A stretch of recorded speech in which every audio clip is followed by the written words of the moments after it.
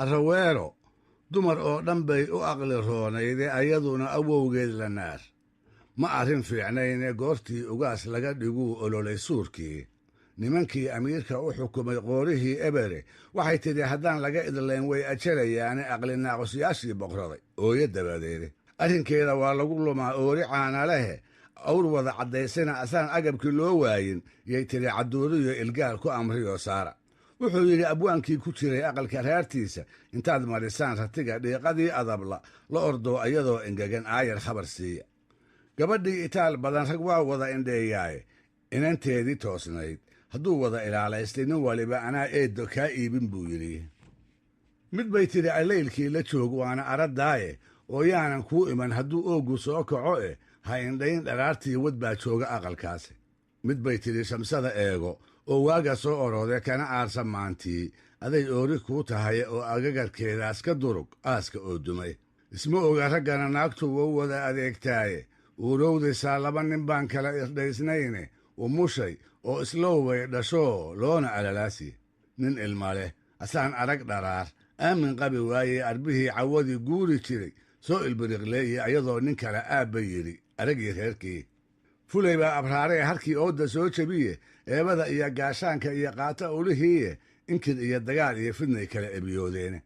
eelkaas wixii dhigayna waa habarinkaaraade la aroori oo niman maslaxo loola soo orodiye araddii mid baa helay kubaa qaatay inankii waxay tidhi adeeg baan u diray aada samadaasi oo qaansarroobaad allahan aqal ku weynayne ee iila soo orod ragow yaanan ku idlayn lagu orodii oday biiqa waa tale adoogeede wax la yidhi awowow fidnuu dhigay ibliiskii ka arrima cirkana eegnay oo aadni tegi waaye wuxuu yidhi u taga oo kufriga ehelka naareeda aannu yeellee meeshaan adaa noo amiiradahe aqbalaya ayeeyoy la imo udubdhexaadkii waxay tidhi odaa nool tashigan inan ma keeneene aan arkee ayaan keliya rara beelahoo idilay afkuu gelisay meel oo manaah hilin abaaraade wuxuu oofta iga saara yidhi guubiskii ugube markay awrti kala daadatuu daaqay omoskiiye ciyoontaba haween waa indhee aaminkaa galaye aahiyo asqaa loogu go'ay oomasooraha aan aroorro eedoy la yidhi maalkii naga oonye waxay tidhi il baan mayrayaa 10 ayaamoode dabadeedna waa kii ajalay ehelo khayrkiiye aqlinaaqus goof ooman baa loo afaafadaye ashahaado goortay ekayd oyday habartiiye iyadii amuuddaye waxaa jooga ehelkeede giddigoodna naagiyo ibliis waa ilmo adeere labadaba ninkii aan inkirin waa allow sahle taasi dhegaystayaal waa aragtida ragga waa haddii raggii hore sheekooyinka boqorad arraweelo ay iyagu mala awaaleen haddiise sheekooyinkaasi yihiin qaar ay dumarkoodii abuureen waxay u eg tahay inay iyaguna ku muujinayeen caradii ka haysay raggoodii ku amar ku taaglayn jiray ee talada qoyska iyo midda bulshaweynta toona aan in yar mooyee wax quman uga oggolaan jirin sheekada boqorad arraweelo gobollada soomaalida intooda badan waa laga yaqaan waxaase xarunta boqortooyadeedii lagu sheegaa degmada ceelaayo oo waqooyi bari soomaaliya ka mid ah halkaasoo xajuubkeedii inuu ku yaalna la isugu sheekeeyo yeelkeeda sida la wariyo hab afgembi u eg ayay arraweelo talada ku qabsatay waxay ahayd qof dumarka ka ad adag oo anshiga ragga leh waxna aan u ogeyn dabadeed si ay laboodka xukunka ugala wareegto ayay maalin maalmaha ka mid a waxay dumarkii oo idil ka dhaadhicisay dhowr cisho howlaha guriga iyo carruurtaba inay ragga faraha uga qaadaan iyagiina way ka yeeleen dabadeedna howlihii lagu cidleeyey intii uu raggu ku mashquulsanaa arraweelana ciidan ay haweenkii ka samaysay ayay hubkoodii ku urursanaysay sida la yidhi kolkay samaleey warmala ka dhigtayna way qabqabatay markay taladii u gacan gashay waxay ku dadaashay inay hesho tabihii ay weligeed ku haysan lahayd go'aan yaab leh ayay markiiba soo saartay waxay tidhi rag oo idil waa in la dhufaanaa kii diidana waa in la dilaa amarkaas kolkii la fuliyeyna waxaa geyigii isugu soo haray baa la leeyahay haween talada haya iyo rag wada dhufaanan oo ay adeegsadaan inay waxba ka dhiidhiyaanna aan laga idayn inkastoose wax waliba sidii ay qorshaysay ay u dhaceen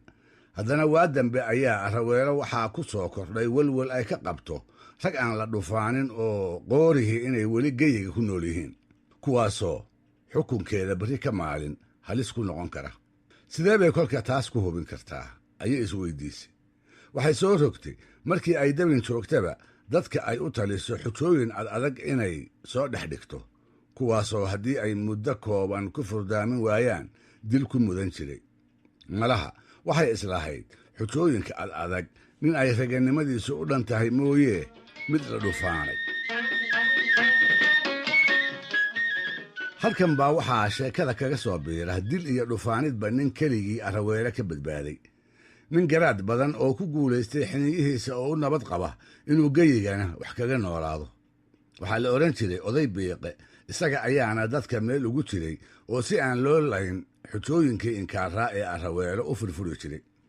sida haddaba lagu sheekeeyo, maalin bay Araweele waxay dadkii ku xujaysay inay u keenaan dhig qaansaroobaad la eg oo ay aqal ku dhisato.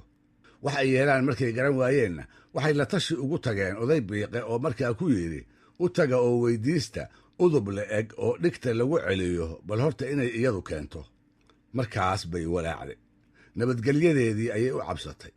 waxay dareentay geyiga rag qoorihii inuu weli ku dhaqan yahay. kolkaas bay maalin kale dadkii waxay ku xujaysay harag labada dacoodba dhogor ku leh inay u keenaan. taana wax ay ka yeelaan markay garan waayeen bay Oday Biiqe sidoodii ula ciidsadeen. isna wuu u furay markuu kula teliyey inay dheg dameer u geeyaan. taas markay ula tageenna waxaa Araweele ku sii badatay baqdintii ay weligeedba ka qabtay rag ah oo u babacdhigi karaa dhulka inay joogaan, welina aan la wada dhufaanayn. si kastaba ha ahaatee, sheekooyinka Araweele loo saariyey laba siyood ayaa loo fasiri karaa. haddii ay yihiin kuwa raggu maleegay, waxay u eg tahay inay uga jeedeen inay ku maleeyaan haddiiba uu dumarku geyiga xukumi lahaa, saxariirta ay iyaga badi lahaayeen iyo guud ahaan sida foosha xun ee ay waxyeeli lahaayeen. taana waxaynu ka garan karaynaa 1940kii qarnigii 20aad gabay uu tiriyey Faarax Xuseen Sharmaarke oo ahaa maansiyahan gobolka Gada iyo guud ahaan galbeedka Webi Ganaane aad looga yaqiin. inkasta uu geeriyooday isaga oo da'yar, haddana Faarax wuxuu ahaa gabyaal suugaanta Soomaalida ku soo biiriyey maanse qurux badan oo halmuceedka iyo tuducyada halqabsiga lihi ay muuska yihiin. taana aan tusaaleeye, isaga oo tixgelin xumo xagga bulshada ah ka cabanaya wuxuu ahaa ninkii yidhi, tolkay baa nin doorkiis aqoon, jeer god loo diro ee boqorkii u daahira, col bay ugu dadaalaane dayaxoodu goortuu dhaco yay dugay yidhaahdaane.